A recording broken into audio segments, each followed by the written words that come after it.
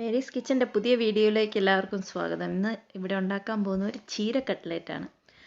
ചീര കട്ട്ലേറ്റ് നിങ്ങൾ അധികം പേരൊന്നും ഉണ്ടാക്കിയിട്ട് കാണുകയില്ല, പക്ഷേ ഇത് ഉണ്ടാക്കി നോക്കണം എല്ലാവരും.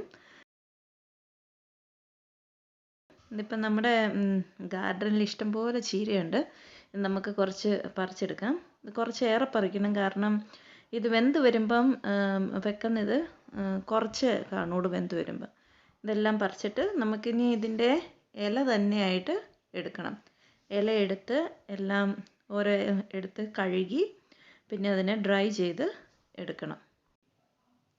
ഇതിപ്പം ഇലയെല്ലാം എടുത്ത് അതിൻ്റെ ആ ചൂട് ഭാഗം എല്ലാം കണ്ടിച്ചെടുത്തിട്ടുണ്ട്. പിന്നെ കഴുകി അതിനെല്ലാം വെള്ളമെല്ലാം വലിഞ്ഞെടുത്തേക്കുന്നതാണ്. ഇനി ഇതിനെ നമുക്ക് ചെറുതായിട്ട് അരിഞ്ഞെടുക്കണം. അരിഞ്ഞെടുക്കാൻ വേണ്ടിയിട്ട് കുറേ എണ്ണം ഒരുമിച്ചെടുത്തിട്ട് ഇങ്ങനെ ചുരുട്ടിയെടുക്കണം. ചുരുട്ടിയെടുത്തിട്ട് വേണം അരിയാൻ. അപ്പം ഒരേ സൈസ് വരികയും ചെയ്യും, പെട്ടെന്ന് അരിഞ്ഞ് തീരുകയും ചെയ്യും. ഇപ്പം നോക്കി ഇതെല്ലാം അരിഞ്ഞെടുത്തിട്ടുണ്ട്. നല്ല ചെറുതായിട്ടാണ് അരിഞ്ഞെടുത്തേക്കുന്നത്. ഇനി നമുക്കിത് ഉണ്ടാക്കാൻ വേണ്ട എന്നതൊക്കെയാണെന്ന് നോക്കാം. ഇത് അരിഞ്ഞു വെച്ചേക്കുന്ന ചീര ഇപ്പം 3 കപ്പുണ്ട്. 1 കപ്പ് ഉരുളക്കിഴങ്ങ് പൊടിച്ചതുണ്ട്. പിന്നെ ഒരു വലിയ സവാള കുത്തി അരിഞ്ഞതുണ്ട്. തേങ്ങ 1/2 കപ്പ്. പച്ചമുളക് ആവശ്യത്തിന് എരിവിന് ആവശ്യമുള്ളത്. മഞ്ഞൾപ്പൊടി 1/2 ടീസ്പൂണ്. മുളക് പൊടി 1 ടീസ്പൂണ്. മല്ലിപ്പൊടി 1 ടീസ്പൂണ്. പെരിഞ്ചീരകപ്പൊടി 1/2 ടീസ്പൂണ്. ഇഞ്ചി കൊത്തിയരിഞ്ഞത് 1 ടീസ്പൂണ്. പിന്നെ വേണ്ടത് മൈദ, കടലമാവ്, ബ്രെഡ് ക്രംസ്. ഇതെല്ലാം നമുക്കത് ലാസ്റ്റ് മുക്കിയെടുക്കാൻ വേണ്ടിയിട്ടുള്ളതാണ്. ഇനി നമുക്ക് അടുപ്പ് ഓണാക്കിയിട്ട് തീ ഓണാക്കിയിട്ട് ഒരു പാൻ വെക്കാം. പരന്ന പാൻ വെക്കുന്നതാണ് നല്ലത്, കുഴഞ്ഞു പോകാതെ നമുക്ക് കിട്ടും. വെജിറ്റബിൾ ഓയിലാണ് ഇത് ഇവിടെ എടുത്തേക്കുന്നത്.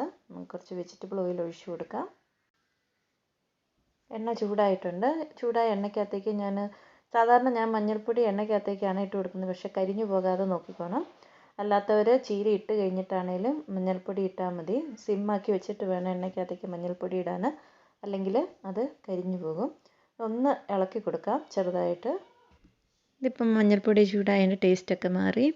അപ്പോൾ ഇനി ഇതിൻ്റെ അകത്തേക്ക് നമുക്ക് അരിഞ്ഞു വെച്ചിരിക്കുന്ന സവോള ഇട്ട് കൊടുക്കാം. സവോള ഒരുവിധം മൂക്കണം. അത് കഴിഞ്ഞിട്ടാണ് ബാക്കി സാധനങ്ങളൊക്കെ ഇട്ട് കൊടുക്കുന്നത്. സവോള മൂത്ത് വരാൻ സമയം എടുക്കുന്നുണ്ടെങ്കിൽ ഒരു ശകലം ഉപ്പ് ഇതിനകത്തേക്ക് ഇട്ട് കൊടുക്കണം. അപ്പോൾ പെട്ടെന്ന് സവോളയായി വരും. ഇത് നമുക്കൊന്ന് വഴറ്റിയെടുക്കാം. ഇത് ചെറുതായിട്ടൊന്ന് വാടി വന്നിട്ടുണ്ട്. ഇനി ഇതിൻ്റെ അകത്തേക്ക് അരിഞ്ഞു വെച്ചേക്കുന്ന പച്ചമുളക് ഇട്ട് കൊടുക്കാം. പച്ചമുളക് ഇതിപ്പം ചീര കട്ട്ലേറ്റ് പിള്ളേരൊന്നും കഴിക്കുന്നില്ലെങ്കിൽ നമുക്ക് ഇച്ചിരി എരിവ് കൂടുതലിടാം, കാരണം ചീരയ്ക്ക് ഇച്ചിരി എരിവുള്ളതാണ് നല്ലത്. ഇനി നമുക്ക് അരിഞ്ഞു വെച്ചേക്കുന്ന ഇഞ്ചി ഇട്ട് കൊടുക്കാം. ഇഞ്ചി ഒരു ടീസ്പൂൺ മതി കേട്ടോ അരിഞ്ഞു വെച്ചേക്കുന്നത്. ഇച്ചിരി വലിപ്പം കൂടിപ്പോയി, ഇച്ചിരി ചെറുതായിട്ട് അരിയുന്നതാണ് നല്ലത്.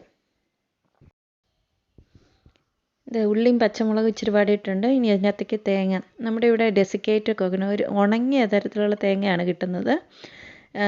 നമ്മുടെ നാട്ടിൽ പച്ചത്തേങ്ങയാണ് കിട്ടുന്നത്. അപ്പോൾ ഒരു ശകലം കൂടെ കുഴഞ്ഞിരിക്കും ഇതിൻ്റെ കൺസിസ്റ്റൻസി. ഇവിടെ ഇപ്പോൾ ഈ ഉണക്കത്തേങ്ങ ആയ കാരണം ഇതിൻ്റെ വെള്ളം, ചീരയുടെ വെള്ളം കുറേ ഈ തേങ്ങ വലിച്ചെടുക്കും. അപ്പം നല്ല കട്ട്ലേറ്റ് ഇച്ചിരി കൂടെ ഉറപ്പുള്ളതായിട്ട് കിട്ടും. അപ്പോൾ തേങ്ങ ഇട്ട് പച്ചമുളക് ഇട്ട് ഉള്ളി ഇട്ട് എല്ലാം ഒന്ന് വഴറ്റിയെടുത്തു. ഇനി ഇതിൻ്റെ അകത്തേക്ക് നമുക്ക് അരിഞ്ഞു വെച്ചേക്കുന്ന ചീര ഇട്ട് കൊടുക്കാം. ചീര കാണുമ്പോൾ ഒത്തിരി ഉണ്ട്. ഇതാദ്യം കുറച്ചിട്ടു, പിന്നെ അത് കഴിഞ്ഞൊന്ന് ഇളക്കി കഴിയുമ്പോഴത്തേനും ഇത് താന്ന് കിട്ടും. പിന്നെ അന്നേരം അതിൻ്റെ ബാക്കിയും കൂടെ ഇട്ട് ഇളക്കി യോജിപ്പിക്കാം. ഇതിപ്പോൾ കാണുമ്പോൾ ഒരുപാടുണ്ടെങ്കിലും ഇത് പെട്ടെന്ന് അവിഞ്ഞങ്ങ് പോകും. അത് കഴിയുമ്പോൾ കുറച്ച് മാത്രമേ ഉള്ളൂ. അപ്പോൾ ഈ 3 കപ്പ് ചീര എടുക്കാം. അപ്പോൾ ഇത് അധികം നേരം ഞാൻ മൂടി വെക്കാറില്ല. ആദ്യമേ ആവി വരുന്നോടം വരെ ചെറുതായിട്ടൊന്ന് മൂടി വെക്കും. ആവി വന്നു കഴിഞ്ഞാൽ ഒട്ടും മൂടി വെക്കാറില്ല, കാരണം ഇത് കുഴഞ്ഞു പോകും ഭയങ്കരമായിട്ടും. ഇതിൻ്റെ വെള്ളമെല്ലാം ഇറങ്ങി. അപ്പോൾ ആദ്യമേ അവിടെ തന്നെ നിൽക്കുക. ഇത് മൂടി വെക്കുക. മൂടി വെച്ച് കഴിഞ്ഞിട്ട് ആവി വരാൻ തുടങ്ങുമ്പം അടപ്പെടുത്ത് ഇളക്കി വെക്കുക. പിന്നെ വേകാനുള്ളതെല്ലാം നമ്മൾ തുറന്ന് വെച്ചിട്ടാണ് വേവിച്ചെടുക്കുന്നത്. ഇടയ്ക്കിടയ്ക്ക് ഇത് ഇളക്കി കൊടുത്തുകൊണ്ടിരിക്കണം. ഇനി നമുക്ക് ഒരിച്ചിരി ഉപ്പിട്ട് കൊടുക്കാം. ഉപ്പിട്ട് ഇളക്കി ഒന്ന് യോജിപ്പിച്ചെടുക്കാം. നമുക്ക് ബാക്കി പൊടികൾ ചേർത്ത് കൊടുക്കാം. 1 ടീസ്പൂൺ മുളക് പൊടിയാണ് ഇവിടെ എടുത്തേക്കുന്നത്. എരിവ് കൂടുതൽ വേണമെങ്കിൽ ഇച്ചിരി കൂടി ചേർക്കാം, പക്ഷേ പച്ചമുളക് ഇട്ട കാര്യം മറക്കരുത്. നല്ല എരിവുള്ള പച്ചമുളകാണെങ്കിൽ പിന്നെ മുളകിട്ടുന്ന ഭയങ്കര എരിവായി പോകും. ഇപ്പം മുളക് പൊടി ഇട്ട് ഇച്ചിരി നേരം ഒന്ന് ചെറുതായിട്ടൊന്ന് ഇളക്കി കൊടുക്കാം. പിന്നെ നമ്മൾ എടുത്ത് വെച്ചിരിക്കുന്ന മല്ലിപ്പൊടിയും ഒരു ടീസ്പൂണാണ് എടുത്തേക്കുന്നത്. ഇതെല്ലാം കൂടി ഇട്ട് ഒന്ന് നമുക്ക് ഇളക്കി യോജിപ്പിച്ചെടുക്കാം. ഇനി നമുക്ക് പൊടിച്ച് വെച്ചിരിക്കുന്ന പെരുംജീരകപ്പൊടി നമുക്ക് ഇട്ട് കൊടുക്കാം. പെരുംജീരകം ഒരു 1/2 ടീസ്പൂൺ മതി. അതും കൂടെ ചേർത്ത് കൊടുക്കാം.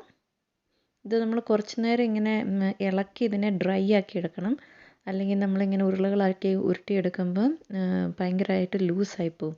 അപ്പോൾ എന്തോരം വെള്ളം പറ്റിച്ചെടുക്കാവോ അത്രയും നല്ലതാണ്. ഈ മസാലകളെല്ലാം ഇട്ട് കഴിഞ്ഞ് വെച്ചിട്ട് ഒരു കുറച്ച് നേരം ഇങ്ങനെ ചട്ടിക്കകത്തിട്ട് ഇളക്കി ഇതിൻ്റെ വെള്ളം പറ്റുന്നത്രയും പറ്റിച്ചെടുക്കുക. കരിയാതെ പറ്റുന്നത്രയും പറ്റിച്ച് നമ്മളെടുക്കുക. ഇത് ഏകദേശം ആയിട്ടുണ്ട്. ഒരുവിധം നന്നായിട്ട് ഡ്രൈ ആയിട്ടുണ്ട്. ഇനി നമുക്കിതിൻ്റെ അകത്തേക്ക് ഉരുളക്കിഴങ്ങ് ഇട്ട് കൊടുക്കണം. പൊടിച്ച് വെച്ചിരിക്കുന്ന ഉരുളക്കിഴങ്ങ് ഇട്ട് കൊടുക്കുക. ഉരുളക്കിഴങ്ങ് ചേർത്ത് കഴിഞ്ഞ് വെച്ചിട്ട് നമ്മളിതെല്ലാം കൂടെ ഒന്ന് ഇളക്കി മിക്സ് ചെയ്ത് ഉപ്പ് ബാക്കി എല്ലാ മസാലകളുടെ ടേസ്റ്റ് എല്ലാം നോക്കി ശരിയാണെങ്കിലാണ് നമ്മളിനി അതിനെ ഉരുട്ടിയെടുക്കുന്നത്. എന്തെങ്കിലും കുറവുണ്ടെങ്കിൽ ഇപ്പം നമുക്കതെല്ലാം ചേർത്ത് കൊടുക്കാവുന്നതാണ്. പിന്നെ ഇതിൻ്റെ അകത്ത് ഇച്ചിരി കൂടെ വെള്ളം പറ്റിക്കാമെങ്കിൽ അത്രയും പറ്റിച്ച് നല്ല ഉറപ്പുള്ള രീതിയിൽ അതെടുക്കണം. ഇതിപ്പം നമുക്കൊന്ന് ശരിക്കും ഇളക്കി യോജിപ്പിച്ചെടുക്കാം. ഇത് ഒരുവിധമായിട്ടുണ്ട്. ഇനി നമുക്ക് വേണ്ട സാധനങ്ങൾ നമുക്കെടുക്കാം. കടൽമാവ് വെള്ളവും ഉപ്പും കൂടെ കലക്കി എടുത്തേക്കുന്നതാണ്. അധികം നീണ്ടു പോകരുത്. നമ്മൾ സാധാരണ കട്ട്ലേറ്റിനൊക്കെ മുക്കിയെടുക്കാൻ പാകത്തിന് മാവ് ഒരുവിധം അതേ പിടിച്ചിരിക്കണം. പിന്നെയുള്ളത് ഇത് ബ്രെഡ് ടോസ്റ്റ് ചെയ്ത് പൊടിച്ചെടുത്തതാണ്. പിന്നെ മൈദ. ഇത്രയും സാധനങ്ങളാണ് നമുക്ക് ഇത് വറുത്തെടുക്കാൻ വേണ്ടത്. ഇനി നമ്മുടെ ഈ ചീരയുടെ കുഴച്ച് വെച്ചേക്കുന്ന സാധനം ഒരു ഇച്ചിരി തണുക്കണം, എന്നാലേ നമുക്ക് ഉരുട്ടിയെടുക്കാൻ പറ്റുള്ളൂ. ഇത് ഏകദേശമൊക്കെ ആയിട്ടുണ്ട്. ഒരുവിധം തണുത്തിട്ടുണ്ട്. നമുക്കിനി ഇത് നമുക്കിഷ്ടമുള്ള ഷേപ്പിൽ ഇത് ഒന്നെങ്കിൽ നീളത്തിലെടുക്കാം, അല്ലെങ്കിൽ ഇങ്ങനെ റൗണ്ടാക്കി എടുക്കാം. ഓരോരുത്തർക്കും അവനവന് ഇഷ്ടമുള്ള പോലെ അത് ഷേപ്പ് ചെയ്തെടുക്കാം. ഇതിപ്പോൾ ഞാൻ ഇങ്ങനെ നീളത്തിലാണ് ഇത് ഉരുട്ടിയെടുക്കുന്നത്. ആദ്യം ഇത് ഉരുട്ടി അത് കഴിഞ്ഞിട്ട് ഇനി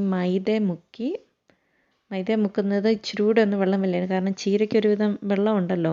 അത് കാരണം അത് അല്ലെങ്കിൽ എണ്ണയ്ക്കകത്തിട്ട് കഴിയുമ്പോഴത്തേനും പൊട്ടിപ്പോകും. അതിന് വേണ്ടിയിട്ട് ഒന്നുകൂടെ ഉറപ്പ് കിട്ടാൻ വേണ്ടിയിട്ടാണ് മൈദയ്ക്കകത്തൊന്ന് മുക്കുന്നത്. മൈദ മുക്കി മുട്ടയ്ക്ക് പകരം നമ്മൾ കടലമാവിൽ ഒന്നുകൂടെ മുക്കി ബ്രെഡ് ക്രംസിൽ മുക്കിയാണ് നമ്മൾ ഓരോന്നും ചെയ്തെടുക്കുന്നത്. നമുക്കെല്ലാം ഇങ്ങനെ ഓരോന്നും ഇങ്ങനെ ഉരുട്ടിയെടുത്തിട്ട് ഇങ്ങനെ തന്നെ ചെയ്യാം. ആദ്യമേ മൈദ മുക്കുക, പിന്നെ അത് കഴിഞ്ഞ് കടലമാവിൻ്റെ അകത്ത് മുക്കുക, പിന്നെ അത് കഴിഞ്ഞിട്ട് ബ്രെഡ് ക്രംസിൽ മുക്കി എണ്ണയിൽ മുക്കി വറുത്തെടുക്കുക. അപ്പം ഇപ്പം ചെയ്യുന്ന പോലെ ഒരു കൈ കൊണ്ട് ഇത് കുട്ടിൻ്റെ അകത്ത് കടലമാവ് മുക്കുക, മറ്റേ കൈ കൊണ്ട് ബ്രെഡ് ക്രംസ് ഇതെല്ലാം വിതറുക. അല്ലെങ്കിൽ ഈ സാധനം അതിൻ്റെ അകത്തേക്ക് വെച്ചാൽ എല്ലാം ഉരുണ്ട് വരും. ഈ ബ്രെഡ് ക്രംസ് ഇല്ലേ, അത് പെട്ടെന്ന് കുഴഞ്ഞു പോകും. അപ്പോൾ 2 കൈ കൊണ്ട് മാറ്റി ചെയ്യുക. അപ്പോൾ നമുക്കിതെല്ലാം ഇങ്ങനെ ചെയ്തെടുക്കാം. അത് കഴിഞ്ഞ് ആദ്യം ഇതെല്ലാം ചെയ്ത് വെക്കുവാണെങ്കിൽ പിന്നെ പെട്ടെന്ന് നമുക്ക് ഇത് വറുത്തെടുക്കാം. അല്ലെങ്കിൽ ഓരോന്ന് ചെയ്ത് അങ്ങനെയും ചെയ്യാം. ഞാനിപ്പോൾ ഇതെല്ലാം ചെയ്ത് വെച്ചിട്ടാണ് എണ്ണയ്ക്കകത്തേക്ക് വറുത്തെടുക്കാൻ പോകുന്നത്. ഇതിപ്പോൾ എല്ലാം ഏകദേശം റെഡി ആയിട്ടുണ്ട്. കുറച്ചും കൂടെ ഉള്ളൂ ഉരുട്ടിയെടുക്കാൻ. എല്ലാം തന്നെ ഉരുട്ടിയെടുത്തിട്ടുണ്ട്. ഇനി നമുക്ക് എണ്ണ ചൂടായി കഴിയുമ്പം കുറേശ്ശെ ഇട്ട് വറുത്ത് കോരിയെടുക്കാം. ചട്ടി വെച്ചിട്ടുണ്ട്. ചട്ടിക്കകത്തേക്ക് നമുക്ക് എണ്ണ ഒഴിച്ചു കൊടുക്കാം. ഒരുവിധം ഇത് മുങ്ങി കിടക്കാൻ പാകത്തിന് വേണം എണ്ണ. അല്ലെങ്കിൽ തിരിച്ച് മറിച്ചൊക്കെ ഇട്ട് നമുക്കെടുക്കാം. ഇച്ചിരി മുങ്ങാനുണ്ടെങ്കിൽ എളുപ്പമുണ്ട്. ഇത് അധികം എണ്ണ കുടിക്കുകയില്ല, പെട്ടെന്ന് തന്നെ ആയി വരും. പിന്നെ അകത്തെ ചീര എല്ലാം വെന്തതാണല്ലോ, അപ്പോൾ അധികം വേവുമില്ല. എണ്ണ ചൂടായി ഇതിൻ്റെ പുറത്തൊന്ന് ബ്രൗൺ കളറായാൽ മതി. അത് കഴിയുമ്പം നമുക്കിതിനെ എടുക്കാം. ഇപ്പോൾ എണ്ണ നന്നായിട്ട് ചൂടായിട്ടുണ്ട്. ഇതിൻ്റെ അകത്തേക്ക് നമുക്ക് ഇട്ട് കൊടുത്ത് എല്ലാം 2-3 ഒരുമിച്ചിടാം. ഇട്ട് കൊടുത്ത് വറുത്തെടുക്കാം. ഇതിൻ്റെ പുറഭാഗം ഒന്ന് മൊരിഞ്ഞ് വന്നാൽ മതി. അകം വെന്തതായ കാരണം അധികം നേരം എടുക്കുകയില്ല. തിരിച്ച് മറിച്ച് വിട്ടെടുക്കാം. ഇപ്പോൾ എന്നും ചീരത്തോരൻ കൂട്ടി മടുത്തെങ്കിൽ ചീര കട്ട്ലേറ്റ് എല്ലാവരും ഒന്ന് ഉണ്ടാക്കി നോക്കുക. അധികം എരിവൊന്നും ചേർക്കാതെ ഇരുന്നാൽ കുട്ടികൾക്കും ഇഷ്ടപ്പെടും. അപ്പം ഇത് കാണുന്ന പോലെ തന്നെ കഴിക്കാനും നല്ല ഭംഗിയാണ്. ഇതിപ്പോൾ ഏകദേശം എല്ലാം തന്നെ ആയിട്ടുണ്ട്. നമുക്കൊരു പ്ലേറ്റിലേക്ക് എടുത്ത് വെക്കാം. ഒന്നും പൊട്ടിപ്പോയിട്ടില്ല. എല്ലാം നല്ല ഭംഗിയായിട്ട് തന്നെ വന്നിട്ടുണ്ട്. ഇത് നിങ്ങൾക്ക് ഞാനൊന്ന് തുറന്ന് കാണിച്ചു തരാം ഇതിൻ്റെ അകം എങ്ങനെ ഇരിക്കുന്നതെന്ന്. ഇത് കണ്ടോ, നല്ല ഉറപ്പുണ്ട്. അത് കഴിക്കാനും നല്ല ടേസ്റ്റ് ഉണ്ട്. അപ്പോൾ എല്ലാവരും ഉണ്ടാക്കി നോക്കുക. ഉണ്ടാക്കി നോക്കിയിട്ട് എല്ലാവരും കമൻറ്റ് ബോക്സിൽ കമൻറ്റ് ചെയ്യുക എങ്ങനെയുണ്ടെന്ന്. പുതിയ റെസിപ്പീസുമായിട്ട് വീണ്ടും കാണാം. ബൈ.